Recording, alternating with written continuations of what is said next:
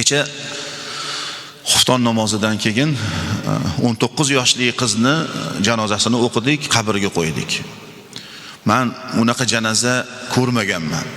Ota yuzda tabassum, ko'zidan duv yosh oqyapti. Ko'zida, yuzida lekin tabassum. Kelib ta'ziya bildirgani kelgan odamlarga Allohning irodasi ekan deyapti. Biror gap, "Voy qizim, falon piston" degan gaplarni gapirmadi.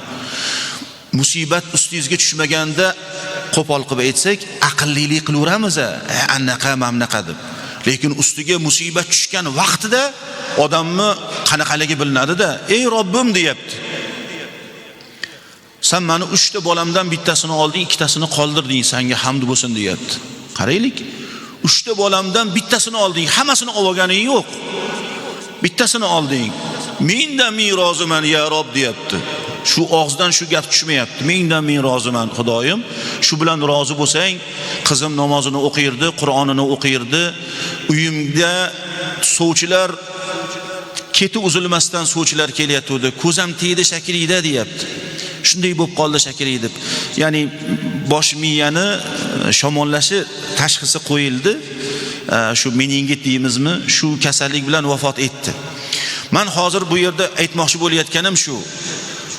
Mo'minni har qanaqa narsasi bilan Alloh sinaydi. Kimgadir mol, dunyo, kimgadir sihat salomatligiga futur yetishligi, kimdir bolasi bilan, lekin shu bola bilan sinamasin deymizda, chunki qiyin.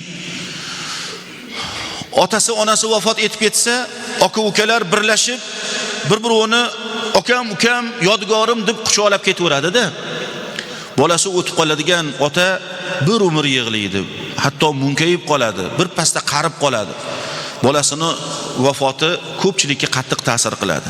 Demak, birodarlar, bandasini unga bergan narsasi bilan sinashligi, kimki Alloh subhanahu va taoloning taqsimotiga rozi bo'lsa, shu rizqni beribsan, shu bolalarni beribsan, men roziman desa, Alloh unga bergan narsasiga baraka berar ekan, baraka beradi.